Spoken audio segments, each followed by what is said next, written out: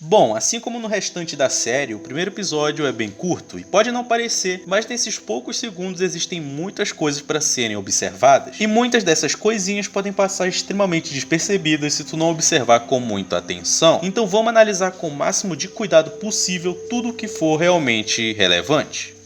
Logo no começo da gravação é possível se notar que basicamente toda a animação de introdução presente no jogo Kirby Superstar foi deletada, mais especificamente nos momentos em que o personagem título deveria aparecer.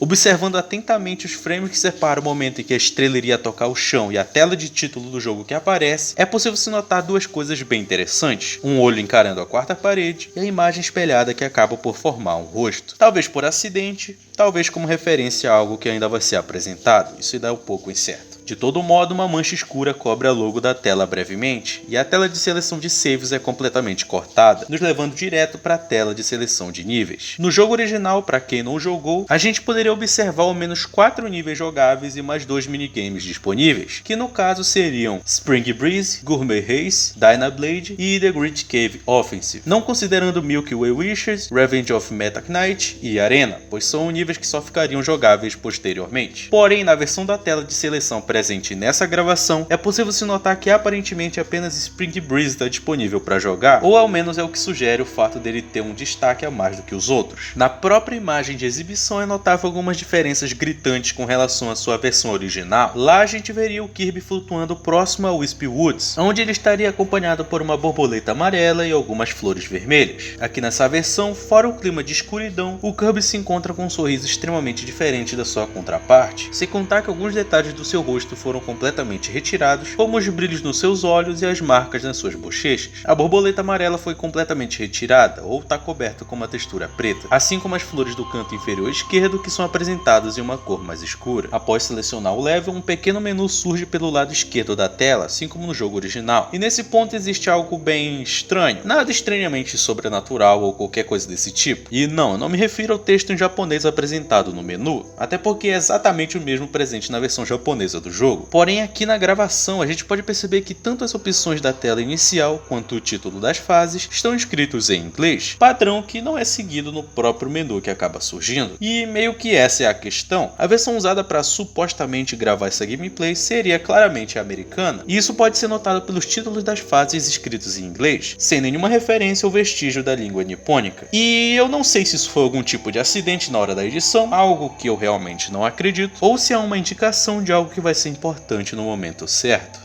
Outra coisa interessante para se notar no menu em específico é o fato de que a imagem de exibição da página é substituída por um quadrado completamente preto. Durante a transição para o início da fase, no entanto, algumas imagens começam a surgir em uma questão de milésimos de segundos, e essas imagens em específico se tratam de 3 fotos diferentes de um prédio ou instituição. Em uma das 3 é possível se notar um GC no canto superior direito escrito com os caracteres de uma língua asiática. Como a gente percebeu anteriormente, o jogo possui alguma relação com o Japão, fora ser o seu país de origem.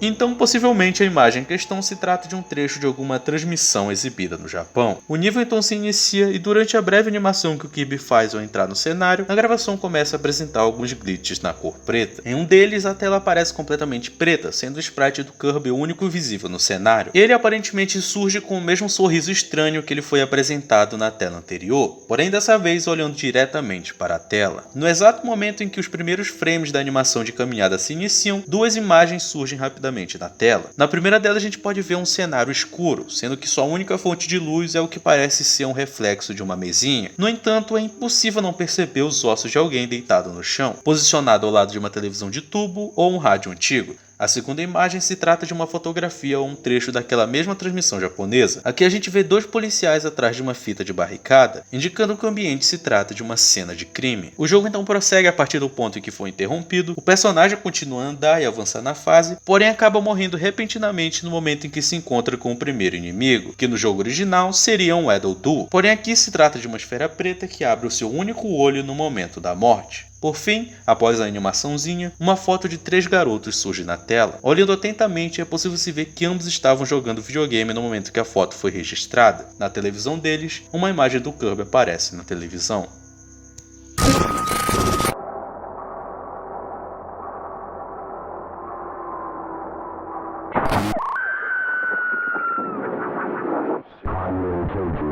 TMK.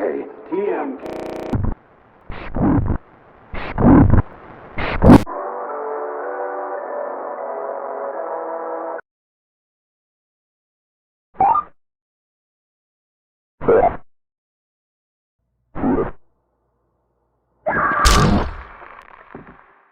A gravação se inicia a partir de um glitch, e por um breve momento o modelo do Kirby se apresenta com um largo sorriso que não faz parte das suas animações originais. O level em questão, conhecido como Sala 120, seria o local em que ocorreria um breve tutorial com relação às mecânicas do jogo. Como muitos devem saber, ele foi deletado na versão final, podendo ser acessado apenas a partir de códigos. Como de costume, o cenário apresentado na gravação possui mais detalhes de sombras do que sua contraparte original. O jogador então passa a mover o personagem em uma tentativa de avançar no ambiente, porém no momento em que a animação de corrida do Kirby se inicia, outro glitch interrompe a gravação e passa a exibir o trecho do comercial Too Much Kirby, exibido em 1995 e 1996 como propaganda para o jogo Kirby Superstar. Na versão exibida aqui, no momento que o médico é apresentado, ao invés da fala "vi muitos desses ultimamente", uma voz misteriosa diz "eu vou pegar isso", enquanto a imagem de um Super Famicom surge durante um glitch. O comercial prossegue normalmente por alguns segundos, no entanto é repentinamente interrompido por uma tela em estática.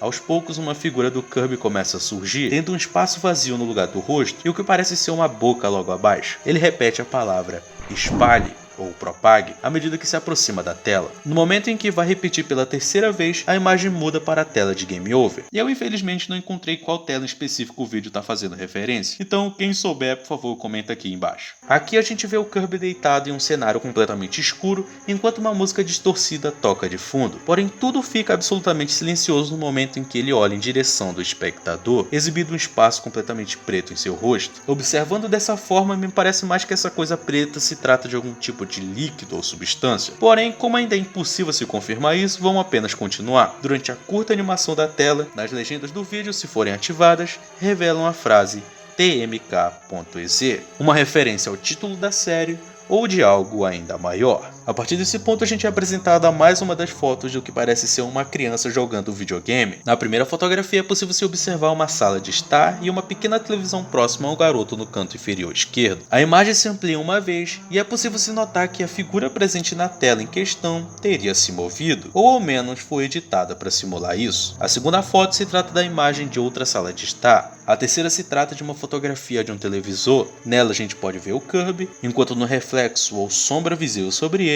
é notável a silhueta de alguém que teria se enforcado.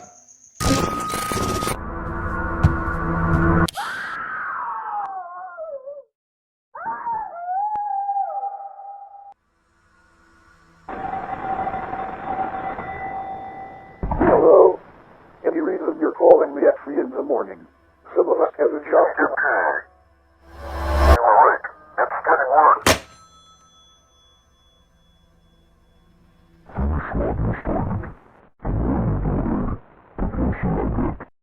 O vídeo começa com alguém ligando o interruptor de luz. Esse mesmo personagem, talvez uma mulher, então começa a gritar após ver o corpo de alguém pendurado no teto. Após isso, a foto daquele mesmo televisor visto no episódio anterior é exibido novamente, porém dessa vez sem o Kirby presente no centro. Quando ativada, a legenda programada para esse momento revela o nome Branch Cole. A tela fica preta por alguns segundos, porém logo um telefone surge tocando. Alguém atende e, aos moldes de qualquer outro analog horror, a imagem das pessoas envolvidas na conversa surge na tela. O primeiro homem, o que atendeu, pergunta o que há de tão importante para que alguém ligue para ele às 3 da manhã. A imagem de outro personagem surge brevemente, porém a resposta vem a partir da fotografia de outro indivíduo que responde apenas com uma sigla, TMK, dizendo que isso estava ficando cada vez pior. O primeiro personagem não responde, por outro lado ele desliga repentinamente o telefone. Assim a figura do Kirby surge e avança em direção à tela com a fala "termine o que começou". Enquanto as imagens de cartuchos da versão japonesa de Kirby Superstar aparecem, a mesma voz repete a fala presente na descrição do vídeo: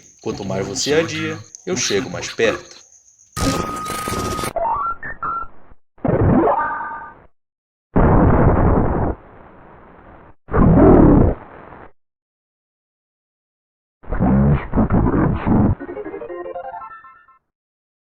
In later news, a brand new outbreak has come from the brand new Kirby. Some kids have be safe, but others, I warn all parents to put away their consoles.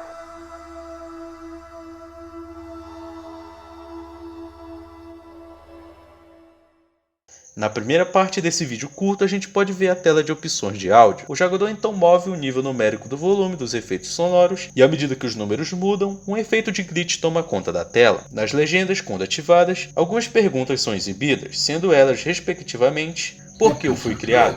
Por que eu fui criado? Me responda. Olá. Por favor, coloque uma resposta. No background existe um texto quase imperceptível com a frase: você me criou, agora me termine. Durante a ocorrência dos glitches, algumas básicas mudanças começam a acontecer, sendo as mais notáveis a tela com fundo preto que altera o Kirby para uma versão desenhada à mão e a que conta com o modelo do Kirby alterado para exibir um sorriso. Com isso, a gravação do jogo é interrompida por um trecho de uma notícia exibida em um jornal americano, cujo âncora anuncia um surto originado pelo novo jogo do Kirby, afirmando que os pais devem estar atentos aos seus filhos. Durante a fala, a foto retirada de um jornal é exibida na tela, porém o ângulo da câmera acaba cortando parte do texto inferior. A manchete anuncia que jogo quase mata um garoto, deixando implícito que o incidente que deu evidência ao dito surto teria acontecido em uma escola. O âncora então diz que algumas crianças estão seguras, porém outras não estão. E ao citar essa última parte, é mostrada a foto de uma lápide, cujo nome da pessoa enterrada é Brent Cole, morto em 1996. Isso poderia sugerir que o Brent teria se envolvido no incidente na escola, mas não é exatamente esse o caso e eu pretendo entrar em detalhes sobre isso em outro momento. Pouco antes da cena se encerrar, é possível se notar um par de olhos surgir por uma fração de segundos, e nas legendas se lê a frase: você não pode me culpar pelo meu mundo ser melhor que o seu. Você pode culpar apenas a si mesmo. Por fim, é possível se ver um rosto encarando a tela, e na última cena, a gente pode notar um pote de remédios com a cor rosa derrubado sobre uma mesa, junto da frase TMK, 2 pílulas por dia.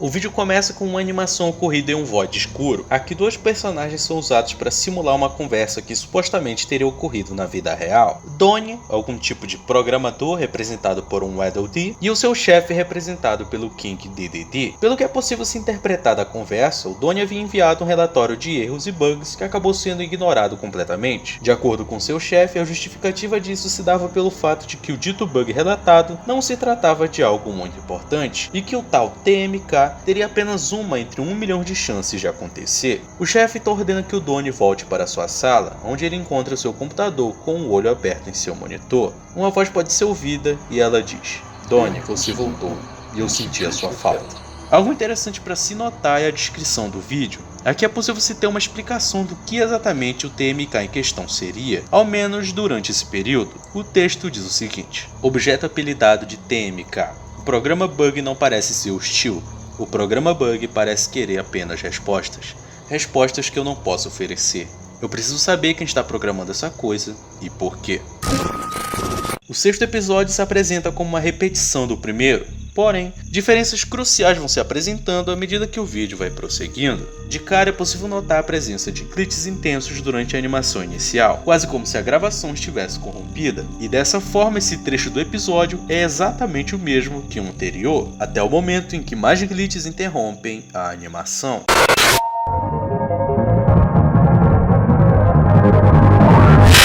As imagens apresentadas nesse momento são apenas breves reprises de informações que a gente já havia adquirido anteriormente, então não tem nada de muito importante aqui. No segundo momento do episódio, ao invés de prosseguir com a repetição do diálogo que a gente já viu no 5º episódio, o chefe representado pelo King Dedede existe uma resposta para sua pergunta, algo que confunde o Donnie por não saber de qual pergunta o outro personagem se refere. O chefe então insiste na sua exigência, questionando que pergunta precisa ser respondida, algo que o outro personagem responde de 2 formas.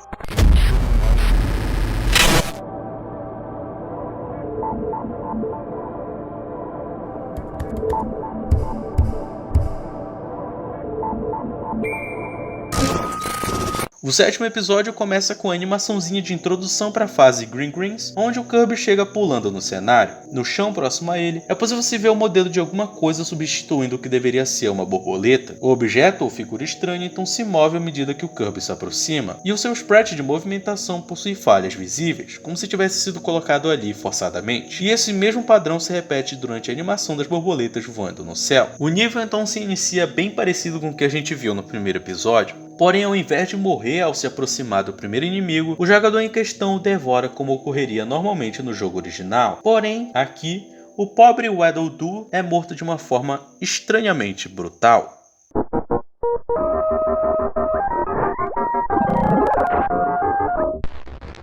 Durante esse momento, as legendas revelam a frase: "Eu não posso fazer nada certo". Após essa ação, a música do nível é interrompida e aparentemente a animação de movimento do outro personagemzinho também para repentinamente. O jogador então move o Kirby para dentro da montanha, onde ele se depara com um ambiente completamente escuro. Lá dentro, ele então é recebido por uma figura muito semelhante ao design do Kirby, porém apresentando braços mais alongados e um sorriso largo muito semelhante ao que a gente já viu anteriormente. Ele então se apresenta falando diretamente com a pessoa jogando o jogo e dizendo que ele era menor do que o anterior. A figura então afirma que só precisava de um favorzinho, que o jogador mandasse uma mensagem curta para o Donnie, uma mensagem com apenas 3 letras. A figura então reafirma o pedido, perguntando: "Certo, garoto?", enquanto aquela foto com os 3 meninos jogando videogame é cortada por uma faca que aparece rapidamente. O episódio termina com a cena onde é possível perceber o sprite do Meta Knight dirigindo uma viatura enquanto escuta algo incompreensível no rádio, muito possivelmente representando um investigador ou policial envolvido com o caso dos surtos.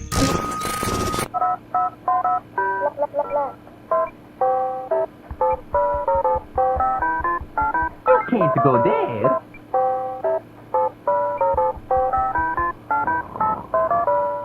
Esse episódio se inicia com o que parece ser a gravação da tela de um computador. Nela a gente pode ver alguém interferindo nos arquivos de algum jogo do Super Nintendo, algo relacionado com a troca de arquivos em associação com o próprio bug TMK.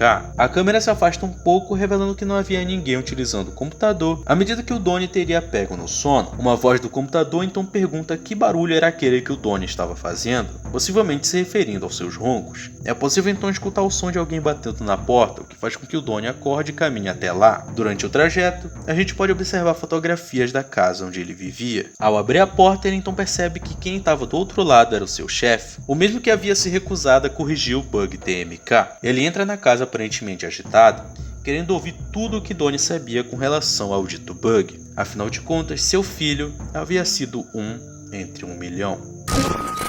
Bom, esse é o ponto que eu chego e respondo todas as perguntas que devem estar passando pela tua cabeça, e eu juro que eu vou me esforçar para fazer exatamente isso. Primeiramente, a gente precisa ter em mente que os episódios não estão em ordem exatamente cronológica. Quer dizer, na maioria deles a gente acaba não tendo nenhuma indicação de tempo, o que dificulta um pouco para a gente compreender a exata ordem dos eventos. De todo modo, é bom ter a noção de que isso tudo está acontecendo no mesmo ano, mais especificamente em 1996, e por sorte as únicas datas que a gente tem fazem referência justamente a esse ano, sendo o dia 12 de março, 20 de setembro e 22 de setembro, o que coloca cronologicamente em ordem o 5º, 1º e 7º episódio. Durante o 5º a gente tem aquela animação que representa a primeira conversa ocorrida entre o Donnie e o seu chefe. No dia 12 de março, ele teria ido fazer uma reclamação por ter tido seu relatório de bugs completamente ignorado, ficando nervoso por descobrir que mais ninguém havia percebido a gravidade daquilo. E é aqui que o termo TMK é usado pela primeira vez, ao menos seguindo a ordem temporal da série. Como eu disse durante o 2º episódio, TMK originalmente é uma referência à frase Too Much Kirby, presente no comercial bizarro do Kirby Superstar, que foi lançado inicialmente em 95. E como esse diálogo aqui ocorre em 96, muito possivelmente os desenvolvedores apelidaram o bug estranho de TMK como uma forma de piada associada com o comercial.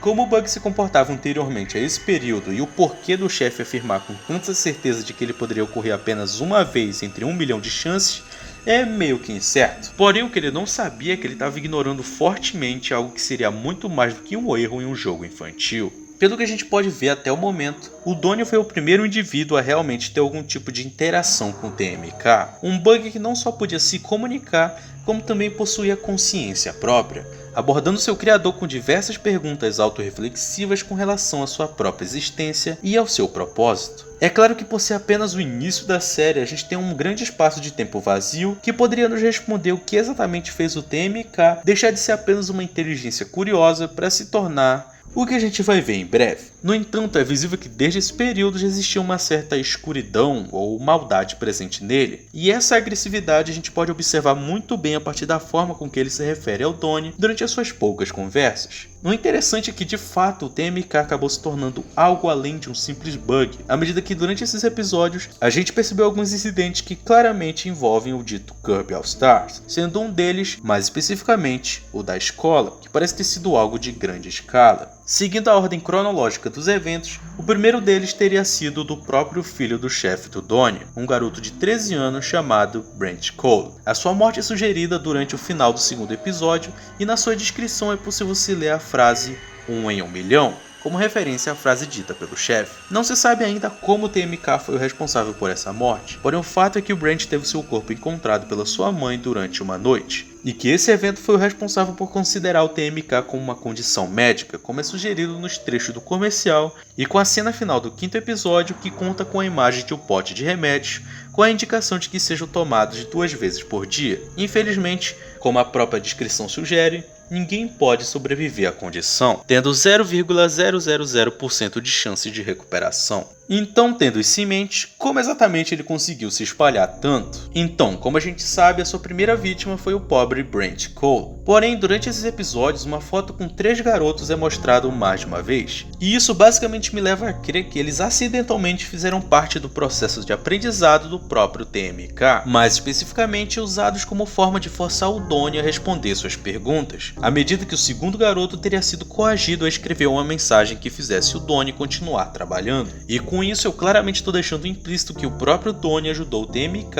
a trocar de lugar com o Kirby, ou melhor, se infiltrar nos dados do próprio personagem. E isso fica bem claro no último episódio da temporada. Ele começa justamente com uma tela cuja linha de comando deixa explicitamente claro que ambos estavam trabalhando juntos para tentar sobrescrever os dados do Kirby com os próprios arquivos do TMK, sendo impedidos apenas pelo sistema de proteção da Nintendo. Talvez o Donnie tenha ficado com pena de deletar algo que demonstrava inteligência, talvez ele tenha até sido enganado pelo seu companheiro virtual. Porém, isso não justifica ou torna correto o fato de que esse emaranhado inovador de dados se tornaria um dos maiores males dos anos 90, e que no momento em que o Sr. Cole chegou na sua porta à procura de alguma resposta que explicasse o suicídio do seu filho, o Donnie sabia exatamente qual era o motivo, porém mesmo assim ele se recusou a revelar a verdade. E esse é o motivo de quando a gente vai na descrição desse episódio em específico, a gente lê a frase: "Por quanto tempo você vai manter essa mentira, Donnie?"